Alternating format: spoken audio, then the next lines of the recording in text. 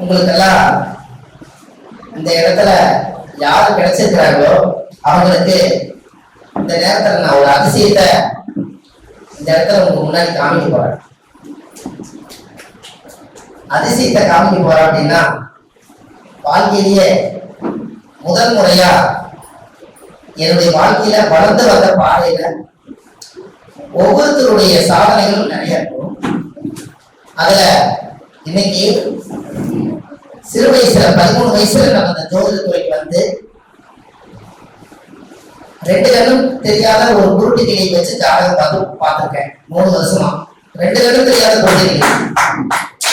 அது எப்படி ஒரு விஷயம் பாருங்க. ஒரு வயசானவர் எனக்கு மாமா ஆகிறாரு. அவருக்கு தொழில் தெரியும். அந்த காலத்துல பெரிய ஜோதிடர்கள்னா பெரிய பெரிய மகான்கள் தான் ஜாதகத்தை கணிப்பாங்க. ஒரு ஏழப்பட்ட மக்கள் எல்லாம் கிளி ஜோசியம் பார்ப்பாங்க. எங்களுக்கு இந்த கிளி ஜோசியம் என்ன பண்ணுது கேட்டீங்கன்னா, பல உயிர்களை காப்பாற்றி விடுது. அது எப்படின்னா, இன்னைக்கு வந்து எப்படி வேணாலும் மாறி இருக்கலாம். ஒரு காலத்துல ஆருட பிரசன்னம் அப்படின்னா கிளி ஆருடம் அப்படிங்கிறது ஒரு பிரசனம். ஒருத்தர் தற்கொலை பண்றதுக்காக ரயில்வே ஸ்டேஷனுக்கு போயிட்டு இருக்காரு. அப்ப ரயில்வே ஸ்டேஷன் போகும்போது, இனி நம்ம குடும்பம் சரியில்லை, உடம்பு சரியில்லை, வாழ்வு சரியில்லை, இனி நம்ம பிறந்து வளர்ந்து என்ன பண்ண போறோம், நாம் இந்த பூமியில இருக்க வேண்டாம்னு சொல்லி மனநல பாதிக்கப்பட்டு ட்ரெயின் வரப்போகுது. இவர் போய் ட்ரெயின் பக்கத்துல போயிட்டு இருக்கிறாரு. அப்போ அந்த நேரத்துல ஒரு மத்தியான நேரத்துல ஒரு மரத்தடியில ஒரு கிளி ஜோசி உட்கார்ந்துருக்காரு. இவருக்கு என்ன எண்ணம் தோணுதுன்னா, நம்ம சாக போறோம், போறதுக்கு முன்னாடி இந்த கிளி ஜோசியத்தை பாஸ்டர் கிட்ட என்ன அப்படின்னு அந்த கிளி ஜோசியத்துக்கு அவர் ஏதோ ஒரு பிரச்சனை வச்சு அந்த கிளி ஜோசியத்தை பாக்குறாரு. அதுல வந்து ஒரு கிளி வந்து சீட்டை எடுக்குது. அந்த சீட்டை எடுக்கும் போது பகச்ச குடும்பம் வந்து சேர்ந்து ராமர் வனதேசம் போயிட்டு வந்து பட்டாபிஷேகம் பண்ண ஒரு சீட்டு ஒண்ணு அதுல சாமி படம் வருது. ராமர், லட்சுமணர், அனுமார் எல்லாரும் வந்து இளங்கலெல்லாம் மீண்டும் பெற்று ராமர் பட்டாபிஷேகத்துடைய படம் வருது. அந்த ஜோசியர் சொல்றாரு, இன்னும் 2 நாள் கழிந்து விட்டால் உங்களுடைய மனைவி, குழந்தை, குடும்பம் எல்லாம் சேர்ந்து இளங்கலெல்லாம் மீண்டும் வந்து நீங்க சந்தோஷமா இருப்பீங்க அப்படின்னு உடனே சொன்ன உடனே அவருக்கு என்ன போச்சுன்னா, சாக போற எண்ணத்தை மறந்துட்டாரு. இந்த 2 நாளே என்னோட மனைவி வந்து சேர போகுது இல்ல, என் குழந்தையெல்லாம் என்னை வந்து பார்க்க போகுது இல்ல, அப்ப நான் எதுக்கு இப்ப ரயில விழுகணும்? இந்த பச்சை சாஸ்திரத்துல நம்பி திரும்பி வீட்டுக்கு வந்துட்டார். இங்க ஜாதகத்தை கிடைச்ச ஒரு பலன் சொல்ல, ஒரு கிளி ஜோசியத்துல ஒரு உயிரை காப்பாத்திருக்குது. கரெக்டா இல்லையா? அப்போ அந்த கிளி ஜோசியம் அடிப்படையில இருந்து 13 வயசுல இருந்து இன்னைக்கு 43 வருஷம் ஆகுதுங்க. 30 வருஷமா அந்த துறையில இருக்கும். அதுல 30 வருஷமா இருந்த துறையில சுபமாரிமுத்துன்னு சொல்லி இன்னைக்கு எல்லா இடத்துலையும் ஜோதிடம் பார்த்து எல்லா மக்களுக்கும் நம்மளால முடிஞ்ச உதவி செய்துட்டு வந்துட்டு இருக்கோம். இந்த இடத்துல மட்டும் ஒரு சின்ன ஒரு அறிமுறை என்ன அப்படின்னா, எனக்கு 2 குழந்தைகள், எனக்கு 2 பசங்க, ஒண்ணு பிரவீன்குமார், ஒண்ணு விஷ்ணு. இந்த குரு இதுல வந்து அவர் வந்து என்னுடைய மகன் இந்த இடத்துக்கு வந்துட்டார். ஆனா முதல்ல உலகத்துல இங்கதான் அரங்கேற்றம் பண்றார் பிரவீன்குமார் ஒரு சொல்றார். இது என்னுடைய வாரிசு.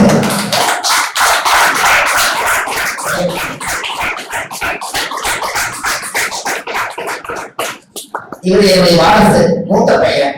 இன்னொருத்தர் வந்து இளைய பையன் இருக்கார். அவர் ஒரு பிசினஸ் படிக்கிறாரு. இவர் வந்து டைரக்டர் ஆகணும், எடிட்டிங் பண்ணணும், கேமரா எடுக்கணும் அப்படின்னு சொல்லி அவர் அதில் போய் சேர்ந்துட்டார். அப்பாவுக்கு உதவியா இருக்காரு, உதவியா இருக்காரு.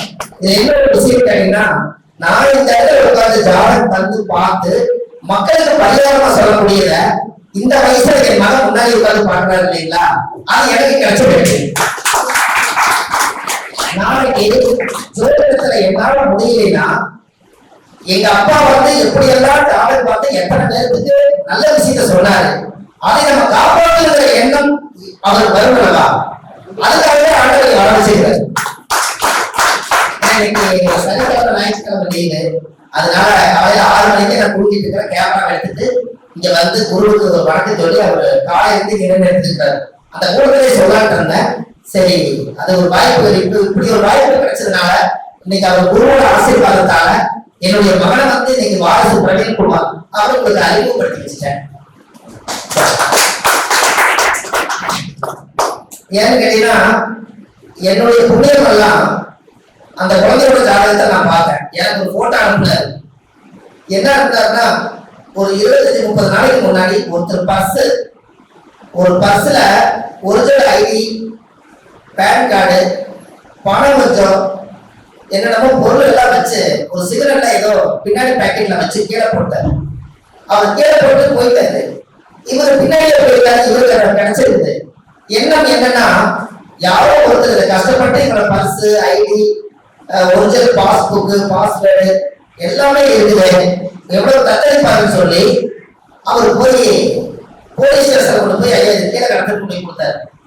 அப்புறம் அந்த வீட்டு கேட்க இது தாலுகா ஆபீஸ்ல கொண்டு போய் கொடுங்கன்னு சொல்லலாம். அப்புறம் இவர் தாலுகா ஆபீஸ்ல போய் அப்படியே கொடுத்துட்டாரு.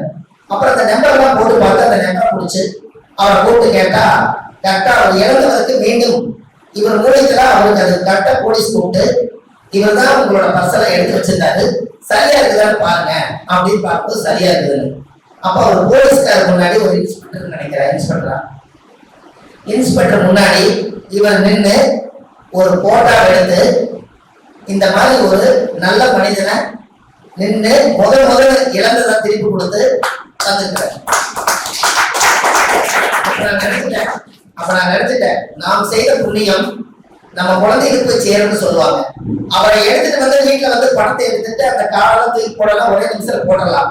அது ஏன் கொண்டு போய் இவ்வளவு ரிஸ்க் எடுத்து அவர் பண்ண அப்படின்னு சொன்னால், நாம புண்ணியம் செஞ்சுக்கிட்டு இருக்கா நம்ம குழந்தைகளுக்கு பாஸ் ஆகிட்டே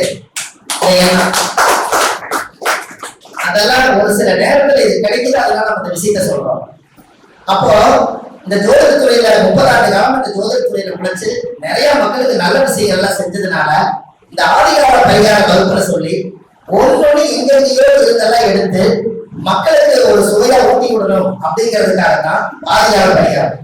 இப்போ பாருங்க, அரிசா இருந்தாரு இல்லையப்போ அரிசா இருந்தாரு. என்ன சொல்றாங்கன்னா, இப்ப அவங்க மேல சொல்லிட்டு இருந்தார், என் பிள்ளைக்கு கல்யாணம் நடக்கலையே நீங்க கவலைப்பட்டு இருந்தீங்கன்னா, யாரோ ஒருத்தருக்கு கல்யாணம் ஆனா அந்த ஊருக்குள்ள பத்திரிக்கை வைக்கிறதுக்கு வீடுகள்லாம் தெரியாதுங்க, உறவினை எல்லாம் எல்லாரும் இருப்பாங்க, உறவினை வீடெல்லாம் தெரியாது, எனக்கு கொஞ்சம் காமிங்க அப்படின்னு சொன்னா உங்க வீட்டுல கல்யாணம் நடக்க மாட்டேங்குதுன்னு நீங்க நினைச்சிட்டு இருந்தீங்கன்னா, அவங்களோட போய் அந்த ஊருக்குள்ள பத்திரிக்கை வைக்கிறதுக்கு அவங்களோட கூட ஒரு நாள் கூட போயிட்டு வாங்க.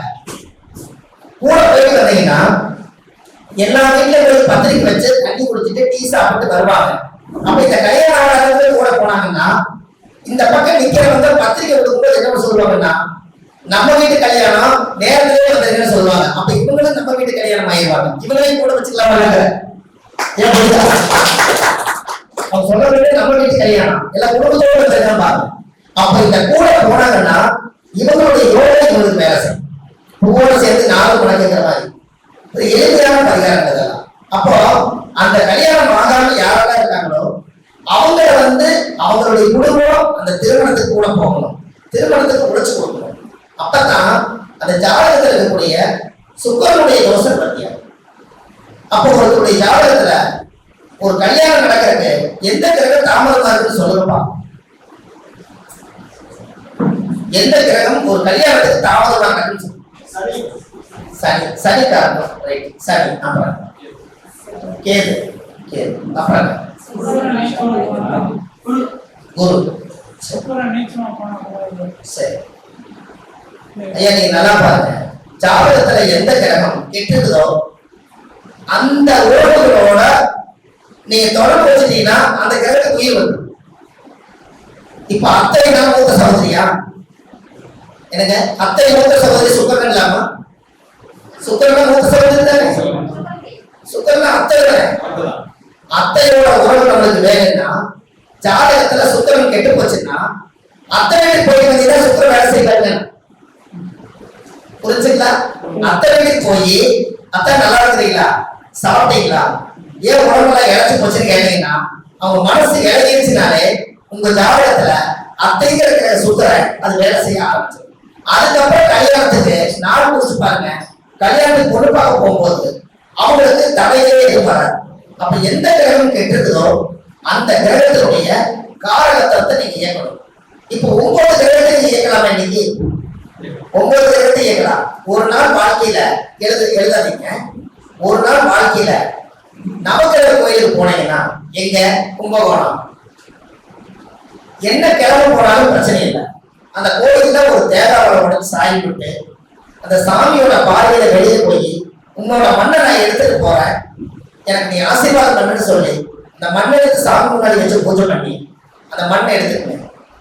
சூரியனார் கோயிலையும் மண் எடுங்க, சந்திரனார் கோயிலையும் மண் எடுங்க, செவ்வாய் பகவான் கோயிலையும் மண் எடுங்க. எல்லாமே தெய்வத்தை கேட்டு 9 நவகிரகத்தினுடைய மண்ணை நீங்க எடுத்துருங்க.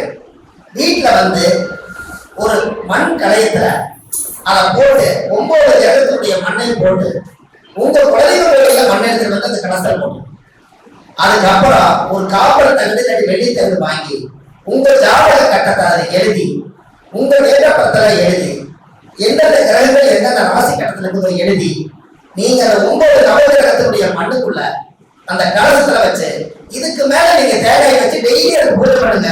நவகிரக சொல்லியாது. இப்ப நீங்க 9 நவகிரக கோயிலுக்கு அடிக்கடி போக முடியாது. உங்க ஜாதகம்